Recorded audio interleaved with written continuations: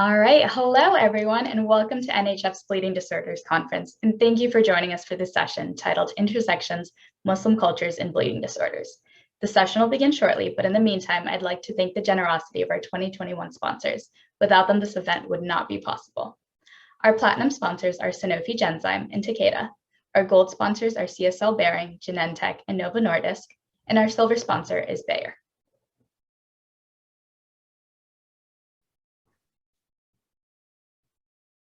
We want you to get the most from this session, so here are some tips. Please use the chat box to write in any questions, comments, and to engage with conference attendees.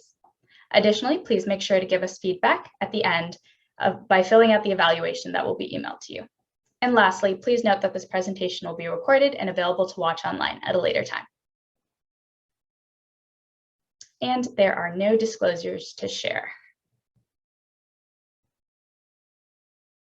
All right, and with that, I would like to introduce myself. My name is Jasmine Palderai, and I am an education specialist here at the National Hemophilia Foundation. I'll be your moderator for this session, and I'm thrilled to be a part of such an important conversation. But first, I'm joined here by our three incredible panelists who I'd like to pass the mic to so they can introduce themselves. Layla, would you like to introduce yourself first? Yeah, sure. Hello, everyone. My name is Leila Joffrey, and I've been diagnosed as a factor 10 carrier, and I was born in Pakistan, and I'm a pre-med student. Thank you, Layla. Ali? Hi, everyone. My name is Ali Haidar. I'm 22 years old. I am diagnosed with factor 13 deficiency. I am a first-generation born Lebanese student. All right, and Amina.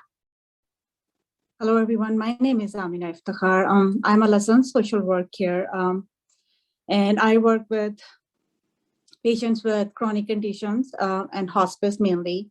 And I am a caregiver for hemophilia B, and I have a son with hemophilia. Great. Thank you all so much. And let's get right into the first question this evening. So what is the intersection between Muslim communities, mental health, and having a bleeding disorder? Hi, so I will give you a little bit background why it is so important. As I just mentioned that I am a social worker and I get to see some patients every day with dealing with so many different kinds of mental health issues.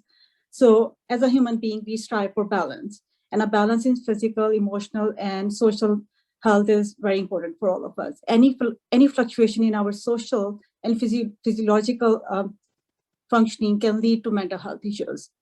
Mental health is a very sensitive topic for anyone, and especially in Muslim countries, it's considered as a social stigma. A big part of that reason can be in many Muslim societies, religion plays a big role in anyone's life. So if a person is dealing with any kind of mental health issue, that person mostly end up with different advices. Some of them are like, just pray to Allah and your worries would go away, or it is just a result of some evil energy and go back to Allah and He will save you and He will take away all your worries. Such responses can make mental health issues worse for the person who is dealing with them. And here we are today discussing our own perspective, growing up, how we struggle with mental health, or we saw our family, and in bleeding disorder community, how we see other people, especially Muslims, struggling with their mental health. So, yeah, thank you. To add on to what Amina said, the stigma surrounding mental health and having a bleeding disorder within the Muslim community is due to the fact that having a bleeding disorder in some communities is looked at as a curse from God, and mental health issues are swept under the rug. Oh, he's cursed. Oh, there's some sort of, otherworldly explanation. They really don't want to take in the science and have a mental health professional come in and tell them, hey, look, this is what's going on. This is what needs to happen. Same thing with the bleeding disorder. I actually had issues with a fiance I was speaking to about my bleeding disorder, and her father found out I had it.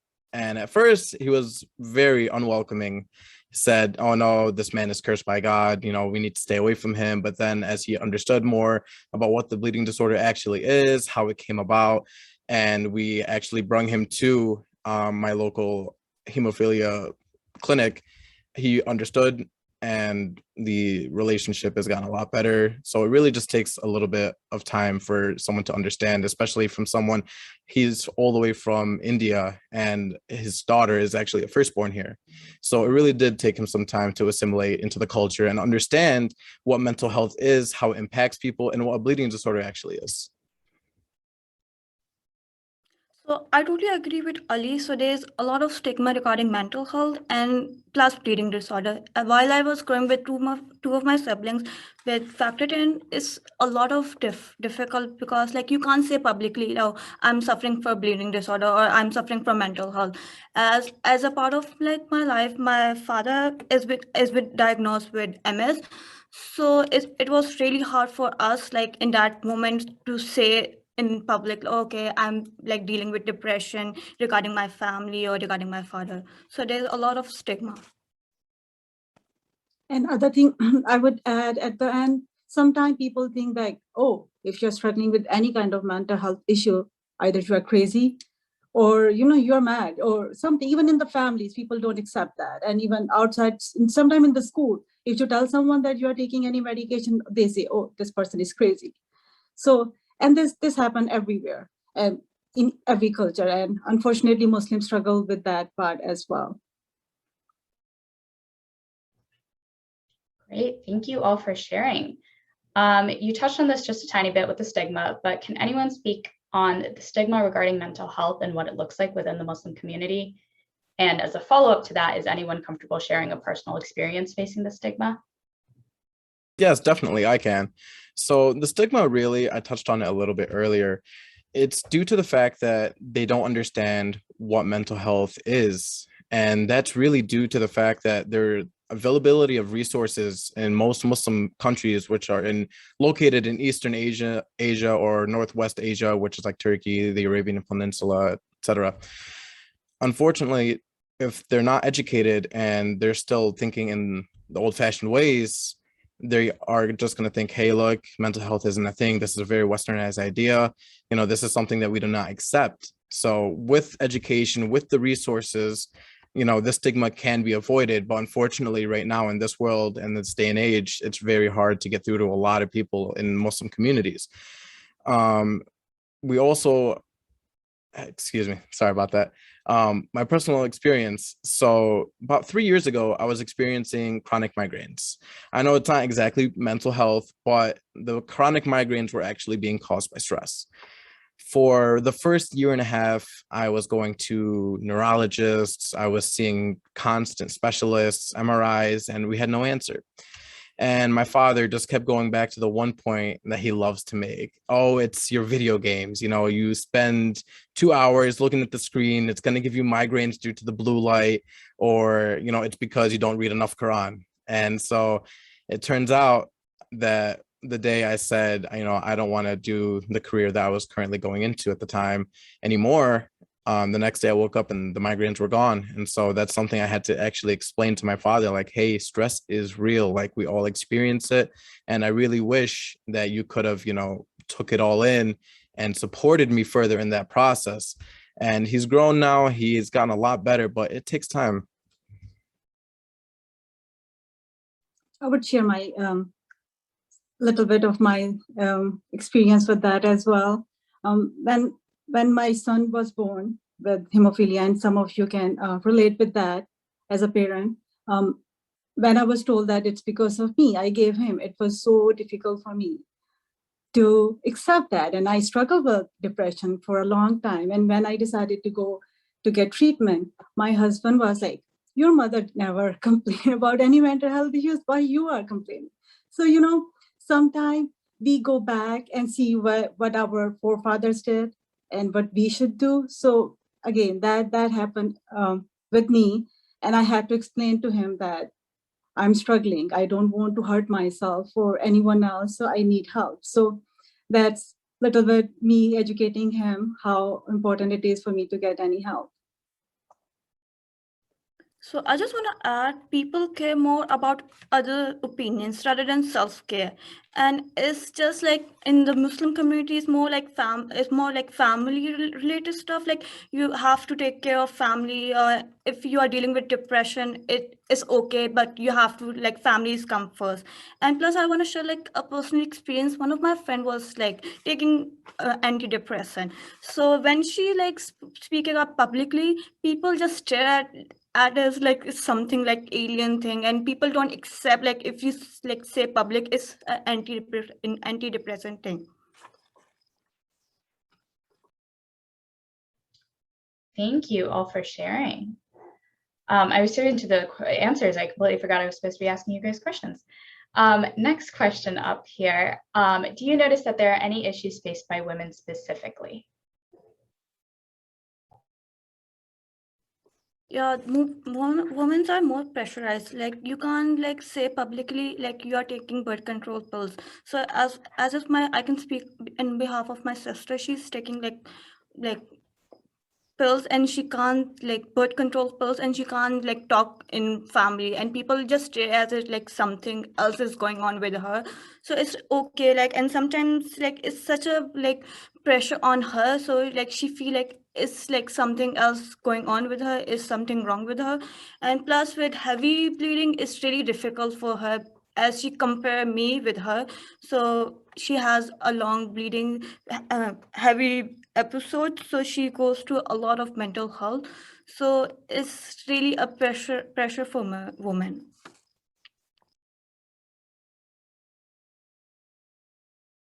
So I will add a little bit.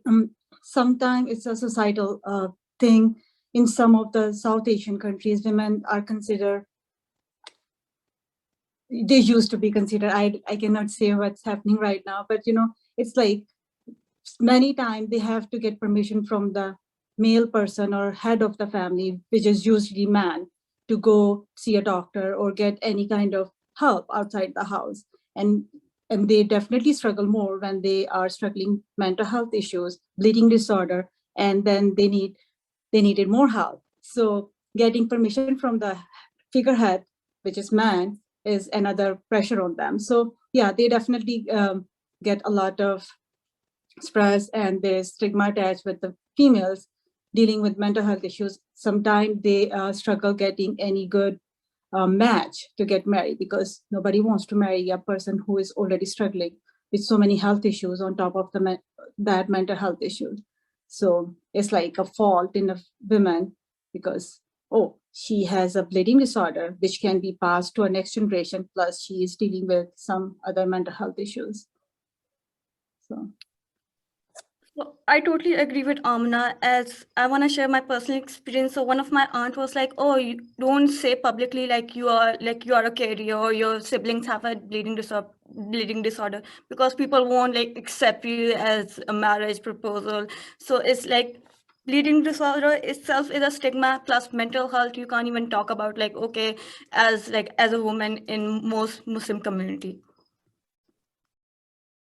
Adding on to what Layla and Amina said, the fact is that women are not able to advocate for themselves. As Amina said, unfortunately, in Eastern Asian and predominantly Muslim communities, women are looked at as second-class citizens. So even in America, we're first generation. I remember a few years ago, my sister had really bad periods. They were really heavy, unregulated. Sometimes they would come every 38 days, sometimes every 2 weeks. So we got her on birth control, but my father didn't like it. So unfortunately, what I actually had to do was sit him down and explain to him what it actually is, because he hears birth control and then he's like, wait, no, that's only for premarital sex, or that's for, that's for like, what's the word I'm looking for? Excuse me, sorry about that. Preventing children.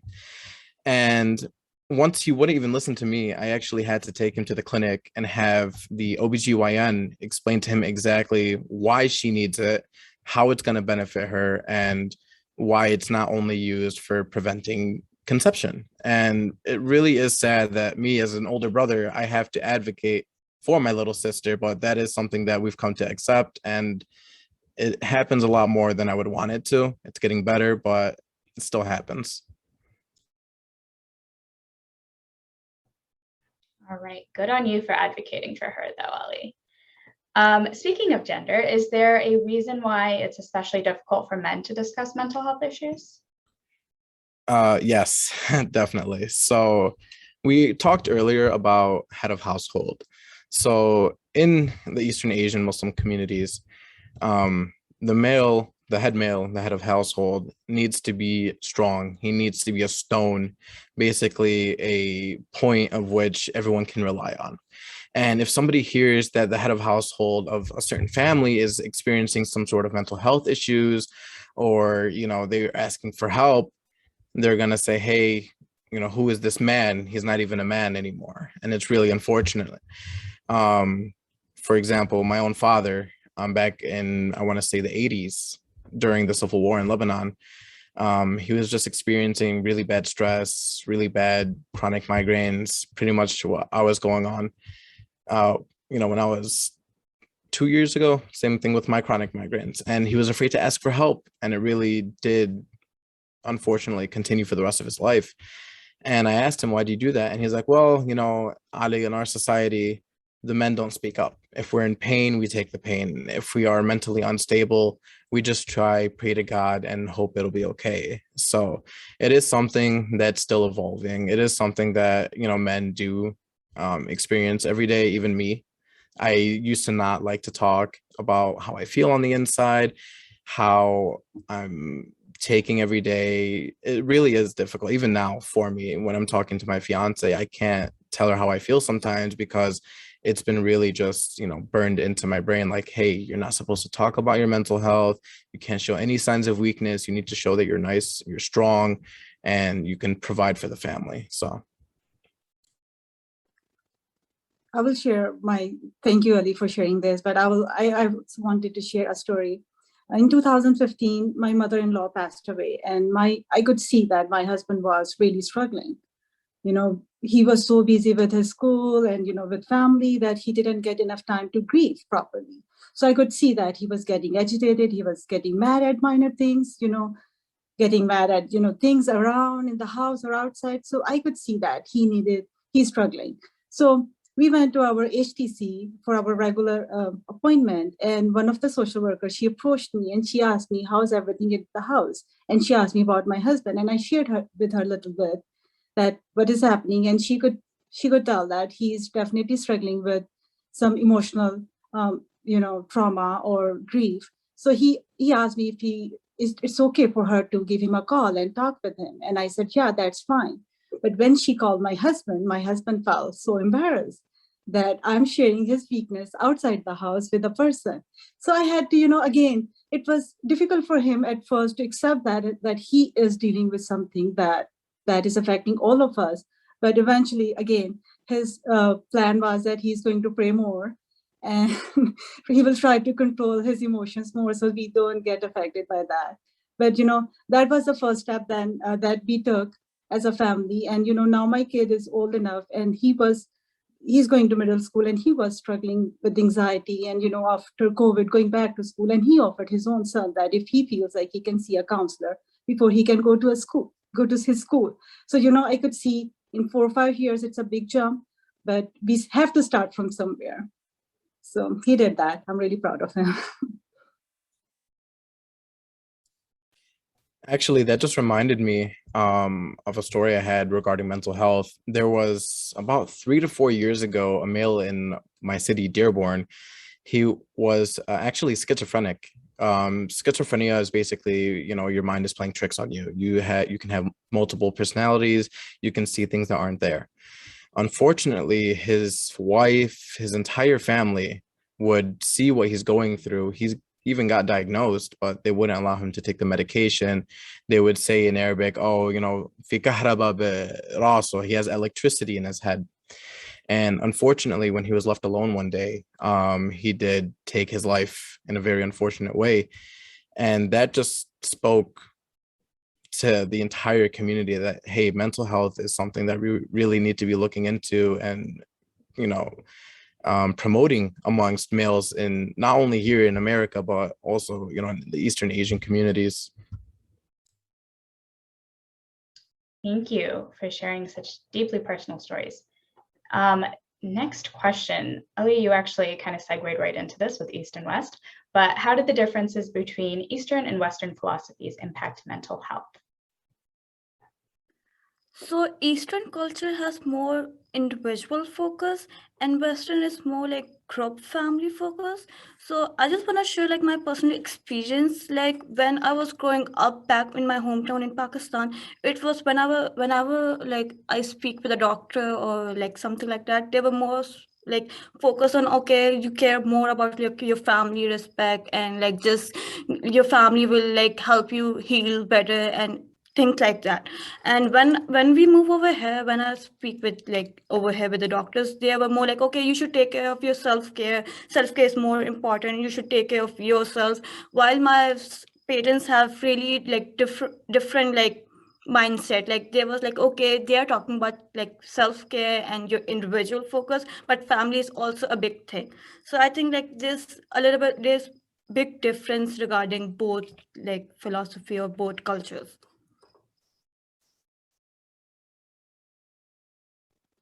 So I will add a little bit too into that.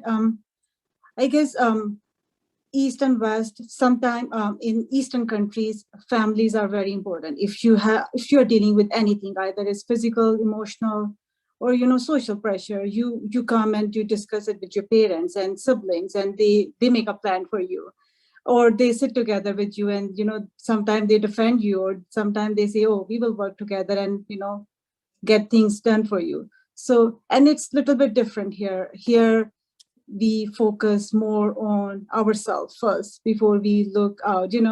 Here we as a social workers, we tell our patients, wear your mask first before you go and help someone else, which is right. If you are not helping yourselves, you cannot help anyone. But over their parents, they forget themselves because they want to help their kids, and that's when burnout happen. So it's two very different concepts. In both societies, they both are working, I guess, well, but sometimes, yes, there are imbalances in both. So that's what my view on that, Eastern and Western. Adding on to what Amina said, a very easy way of explaining it actually is with the Eastern cultures, so in a family, if you have a problem, it's everyone's problem. If I have a headache issue, everyone is going to try and help me out. But Western culture, it's a more individualistic approach. It's my problems, my issues, I'm going to keep it to myself and deal with it on my own. And that, especially being a first generation American, you're still living by some of those Eastern philosophies, but you're growing up and learning all of these new Western. It is really difficult to decide, hey, which approach am I supposed to take? Do I tell my family this, or do I just, take care of this on an individual level? So yeah, I can definitely see, why there's such a big difference in East and Western philosophies when it comes to mental health. Great. Again, too wrapped up in the answers and forgot to ask the next question. Next question, what other barriers may come into play when adding immigration issues into the mix? So yeah, I can definitely speak on this. So as I've said, I am a first generation American, which means my mother and father were both born in Lebanon. My father still to this day speaks very broken English. There is that language barrier. So when we first actually got diagnosed with my factor 13 deficiency, it took 2 different translators because the dialects were different, and about an entire floor of people trying to explain to my father, what it is, why it's happening, why it happened. And so that language barrier really does, inhibit the process of mental health, of immigration, basically everything. And then also the next thing is that the counselors trying to help us don't know enough about our culture to really make an impact. Someone that grew up in Michigan, that they've never met another Arab or just a Muslim in general, it's really hard for them to speak on somebody else and how they grew up, because they just don't know of the community. They don't know how things run over there. And so that barrier really is difficult for a lot of people to get past, like with, for example, how women are treated as second-class citizens, how women don't speak up for themselves. the counselor would notice like, hey, why isn't she speaking for herself? Why are you speaking? And that can create a unintentional hostility in whatever meeting is happening. So there are those barriers that do exist. I will share a story on that.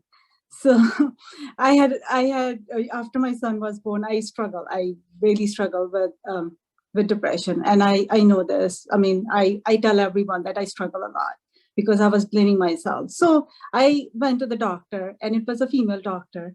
And her first reaction was, oh, in these countries, men control women's and they don't know how to treat them. So she doesn't know what my background was, what's happening, why I'm struggling. That was her first reaction. She just judged my husband on the basis of not knowing anything. So that's a big thing, I guess.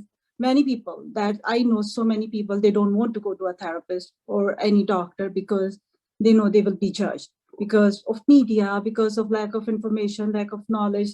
They are not culturally educated enough to know how to treat a person with a different cultural background.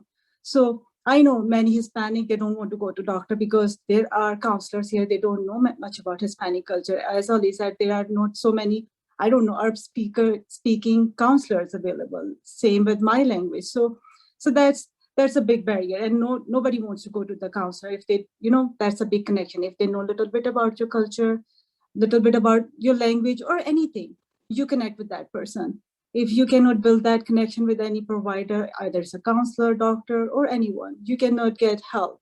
And that's why I was hesitant to go back to that doctor again, because she just judged me on the spot. So that's a big thing. And especially if you are immigrant, you are really scared from the cultural changes. It's a lot happening with you. And on top of that, yes, mental health is a big thing, and it can scare anyone away.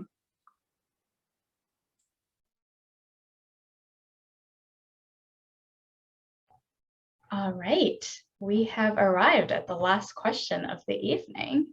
We discussed a lot of different challenges when talking about mental health in Muslim communities. So what can we do about this as a bleeding disorders community? So I will take, as a bleeding disorder community, we have to advocate for ourselves, not only for ourselves, but people around us too. Just be there for them. Don't be judgmental. Don't think that they are less of anyone. Just be there. Bleeding disorders itself is a big thing happening in all of our lives, and mental health can make it worse. So, and we have seen in our community people struggling and taking their lives because they didn't get enough help because of the bleeding disorder and mental health. That's my take again. Thank you. I think we really do need to normalize mental health, not just in the Muslim communities, but really everywhere. A trip to your psychiatrist should not be different than a trip to your primary care physician for a fever. In this day and age, and it's the 21st century, 2021, we need to be moving forward, and the way we look at mental health needs to move forward as well. Really do need to look at it as a wellness versus sickness mindset, not as a, oh, hey, this guy has this issue due to that, or this guy is weird because of this. We really do need to normalize it. So I totally agree with Ali. It's okay to have like mental health issue, and like it like most in Muslim community is taken as like a part of like it will be like for family respect. Like if you like accept like mental issue, like your respect will be less. So it won't like judge, like people should not judge, and it won't have any effect, any impact on the family. And like it's okay to like have like do like give more importance on self-care rather than like sometimes it's okay to like leave the family behind and say no to like family and like take care of yourself. it really does only take one person to make that difference within an entire community. With my father, the advocacy, the education aspect, the non-judgmental approach to mental health, what I've been teaching him over the years, how to look at things from a different perspective. I've noticed even my uncle, my grandfather, some of his friends, they're all starting to think of that, in that Western style of thinking. And I've noticed that it really does take just one person, to speak up, to say something that can impact the next and then the next, and it goes from there. And we always hear, oh, I was in ER and I educated on bleeding disorder to the whole ER staff. So same we need to do with the mental health as well. We need to, as a bleeding disorder community, we need to make it okay that yes, that's also okay to have. It's okay to go to the counselor. It's okay to take medication. It's okay to, have these kinds of emotions or feelings, because we have seen several our fellows that they struggle again with bleeding disorder, and having a chronic condition can lead to several mental health issues, and bleeding disorder is one of the chronic condition. So just be there for them, listen to their stories, hug them if you can after COVID finally. Yes, so just make it okay for everyone and for yourself, and be kind to each other. So I just want to add, it's okay, if you have a bleeding disorder, because I just want to share the personal experience while growing up back in hometown. So I was being taught, okay, you don't have to public, saying you have a bleeding disorder or you are a carrier. So it's people just judge you on that basis. And when I move over here, being volunteering in NHF, it's they give me self-confidence, and I can speak it's no shame to have a bleeding disorder or plus mental health. So I just learned it's okay to share publicly and nobody's gonna judge you. Yeah, actually, going off of what Layla just said, my first experience feeling different from everyone else was in 9th grade. Everyone was joining the football team, everyone was playing that contact sport, and everyone knows that, if you have a bleeding disorder, that's a big no-no. You're never going to get that physical signed. And when all my friends would come up and say, hey, did you sign up for the football team? Are you going to come to tryouts? And I said, no. They all looked at me like, wait, what, why? And at the time, I really didn't like to talk about my diagnosis because it made me feel alienated. It made me feel like I was on an island and, there was no one that understood the way I felt. So I brought my closest friends and actually explained to them that, hey, look, I was born with this condition. I can't do these contact sports. I really wish I could with you guys, but, it's an aspect of health. And I was honestly worried that they were going to judge me because, this is something out of the blue, like what's a bleeding disorder? If you get a paper cut, you're going to die. That's the question I get most. And to my surprise, at the very end, once I was done explaining what it was, they all looked at me like, hey, I really wish you told me earlier. We would have been there for you. We would have been supportive of whatever decision you made. Sometimes you really got to speak up. It could be more in your head, the negativity, oh, I don't want to talk about it. Oh, I don't want to do this. You might be surprised of who wants to listen out there. What a powerful way to end off our session. Loved that. Thank you so much to all three of you.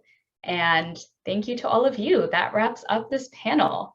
So again, special shout out. Thank you to Layla, Amina, and Ali for being on this panel and sharing your stories and insight with us. I hope you all enjoyed the session as much as I did. And please let us know by filling out your evaluations, as they'll help us plan out an even better conference experience for you in 2022. And as you can see, there's this added bonus for filling out your evaluation. You'll be entered into a raffle for a chance to win a $75 gift card.